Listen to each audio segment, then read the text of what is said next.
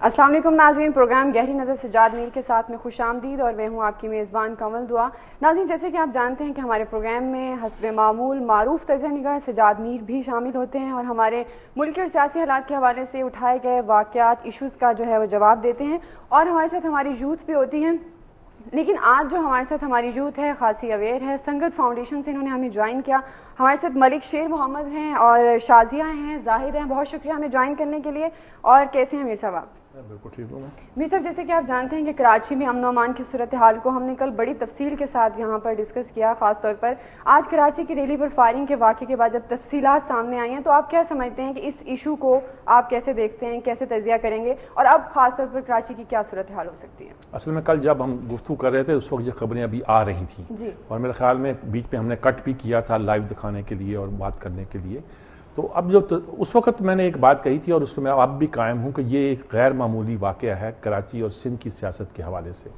کیونکہ جب کراچی میں ہنگامے ہوتے تھے تو کراچی کے 3 سٹیک ہولڈر خاص طور پر اس میں الجھتے تھے۔ پیپلز پارٹی تھی، ANP تھی، MKM تھی، یا کوئی سنی تحریک کبھی ہو گئی، کبھی MKM حقیقی ہو گئی، کبھی ہو سکتا ہے جماعت اسلامی ہو گئی، لیکن باہر کے لوگ نہیں ہوا کرتے تھے۔ باہر کے لوگ سے یہ مراد نہیں ہے کہ ان لوگوں کا کراچی سے کوئی تعلق نہیں ہے، یہ اندرون سندھ کی جماعتیں ہیں، اور اگر اس کو ہم کہیں سندھ کی جماعتیں تو بہت برا مناتے ہیں سندھ کے لوگ کہ کیا سندھ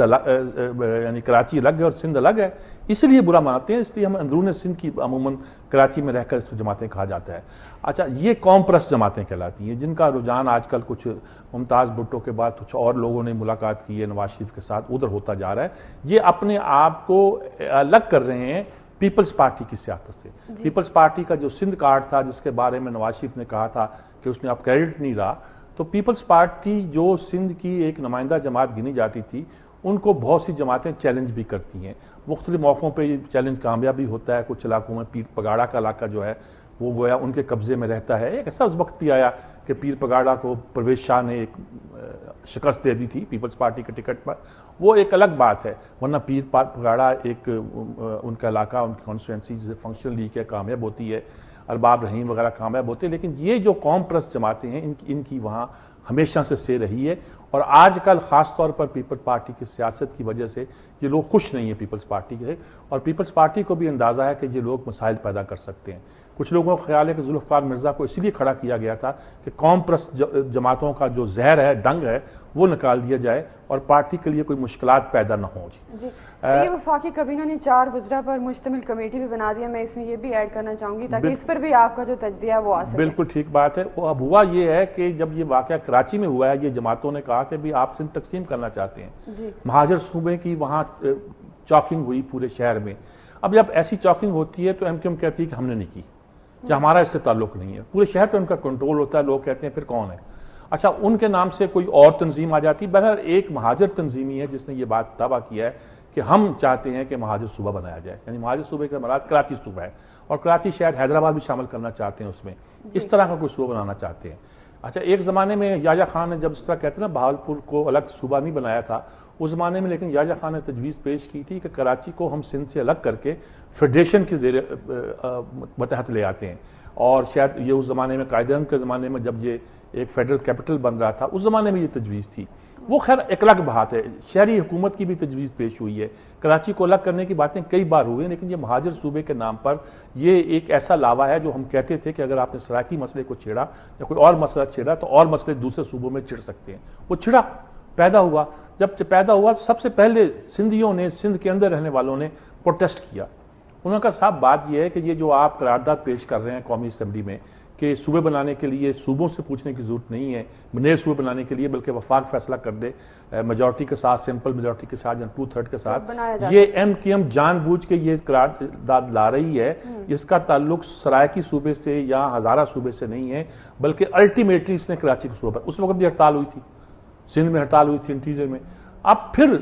ایک صورتحال جب پیدا ہوئی کہ دیکھا کہ چاکنگ ہو رہی ہے تو انہوں نے کہا کہ ہم پروٹیسٹ کریں گے اور کراچی میں کریں گے، اور مہاجر صوبہ کی مخالفت کی ریلی تھی اور سندھ محبت کی ریلی تھی، نام یہ دیا گیا۔ اب کہا گیا کہ لیاری سے کیوں نکالی گئی؟ بھئی لیاری میں کسی کا ٹھیکہ تو نہیں ہے، وہ مزار قائد کے بجائے انہوں نے جہاں ان کا زیادہ ٹھکانا تھا عوامی تحریک کا اور ان لوگوں کا، انہوں نے وہاں سے یہ ریلی نکالی۔ اسی دن ان کا جسپم کا سندھ متحدہ محاذ کا جو سیکرٹری جنرل تھا کیا ظفر قریشی، مظفر قریشی اس کو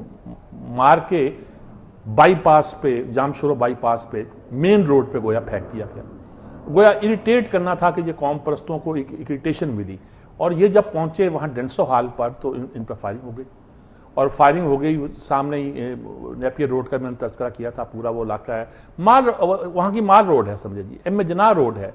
ایم جناح روڈ آپ کے بندر روڈ جس سے کہتے ہیں جی, اور کراچی کی ٹریڈیشنل پرانی شاہراہ ہے اس پر یہ ہنگامہ ہو گیا. اور ساتھ ہی وہ مارکیٹیں ہیں جو جس کو میں کہتا ہوں کہ جیسے شالمی ہمارے ہاں ویسے وہ مارکیٹیں ہیں, بولٹن مارکیٹ ہے, ڈی مارکیٹ ہے, ساری مارکیٹ, وہاں بھی پھر جوابی کارروائی شروع ہو گئی, پہلے بھی ہوئی تھی ایسے واقعات پر. تو یہ ایک طرح سے کراچی کا امن خراب کرنے کی بات نہیں ہے, کراچی کی معیشت خراب کرنے کی بات نہیں ہے, بلکہ پورے سندھ میں ایک غم و غصہ پیدا کرنے کی بات. رزلٹ ہے کہ پورا سندھ جو ہے آج ہڑتال پر ہے, کہتے ہیں جزوی ہڑتال ہے لیکن ہڑتال پر ہے جی, اچھی خاصی جگہوں پہ ہڑتال ہے. ظاہر ہے پیپلز پارٹی, اب اس بات پہ پیپلز پارٹی چونکی ہے, کابینہ کی میٹنگ بلا لی انہوں نے, مخدوم امین فہم کو کہا ذرا آپ چیئر کریں, نوید قمر ہے اور چانڈیوں ہیں, ان لوگوں کو کہا کہ آپ لوگ مل کر 4 لوگ بیٹھ کر کوئی فیصلہ کریں اور قوم پرستوں سے بھی ملاقات کریں اور دوسروں سے. اس میں ایسی باتیں بھی آئی کہ عبداللہ چانڈیوں اور ان کے رحمان ملک کے درمیان تلخ کلامی بھی ہوئی. چانڈیوں صاحب نے کہا بھائی ہم نے تو الیکشن میں بھی جانا ہے, آپ بیٹھے ہم باتیں کر رہے ہیں, آپ کو اندازہ ہے انٹیریئر میں اس کے کیا نتائج نکل سکتے ہیں, کیا اثرات ہو سکتے ہیں. انہوں نے اس طرح کی بات بھی کی. اچھا پھر کہا گیا, خبریں جو آئی ہیں کہ دیکھا گیا کہ سب یہ ماوری میمن بھی شامل ہو گئی تھی اس میں نا, ابھی تو وہ سیاست کر رہی ہے نا اپنے انداز میں, وہ بھی شامل ہو گئی تھی. انہوں نے کہا یہ اس نے قوم پرستوں کو کیوں اکٹھا کیا, اور یہ وہ عزیز بلوچ جو کہ لیاری گینگ میں گنا جاتا ہے کہ اس کو وہ ٹارگٹ کیا گیا تھا, سارا آپریشن اس کے خلاف ہوا تھا, وہ دراصل وہ بھی شامل تھا, اور وہ دراصل وغیرہ وغیرہ کہ وہ تو مسلم لیگ نون کے قریب آنا چاہتا ہے, اس کے قریب آ رہا ہے. تو اس کو آپ پولیٹیسائز تو کر رہے ہیں, لیکن اصل بات یہ ہے کہ انٹیریئر سندھ پر اس پر ایک اثرات منفی پڑنے کا اندیشہ ہے. اور پہلی بار ایسا ہوگا کہ کراچی اور سندھ میں نہیں ہوتا رہا ہے, جب اردو زبان کا بل پیش ہوا تھا, سندھی کا اردو 2 زبانیں ہوں گی, تو اس وقت بڑے ہنگامے ہوئے تھے, اور وہ پورا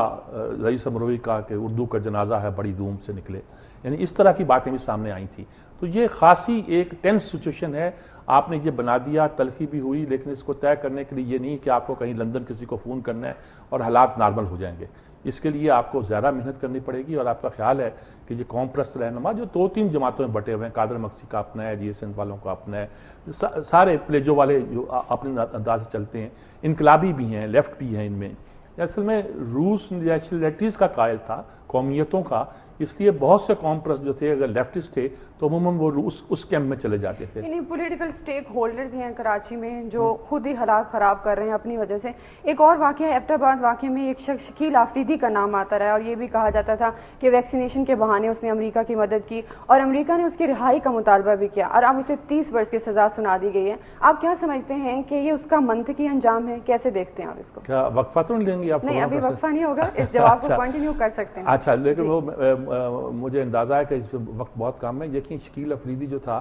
اس کے نام پر ایک بات پوری کی پوری موجود تھی. بات یہ تھی کہ اس نے ویکسینیشن کے بہانے, جعلی ویکسینیشن کے بہانے جی بالکل قطع کلام معاف, آپ کی بات سچ ہوئی. بریک ہم لیں گے اور بریک کے بعد اس کو کنٹینیو کریں گے. ناظرین ایک نیوز بریک ہے, بریک پہ جاتے ہیں, ہمارے ساتھ رہیے گا. بریک کے بعد شکیل آفریدی کا جو 30 برس کی سزا سنا دی گئی ہے, کیا اس کا یہ منطقی انجام ہے, اس پر میر صاحب کا پوائنٹ آف ویو جانیں گے. Stay with us.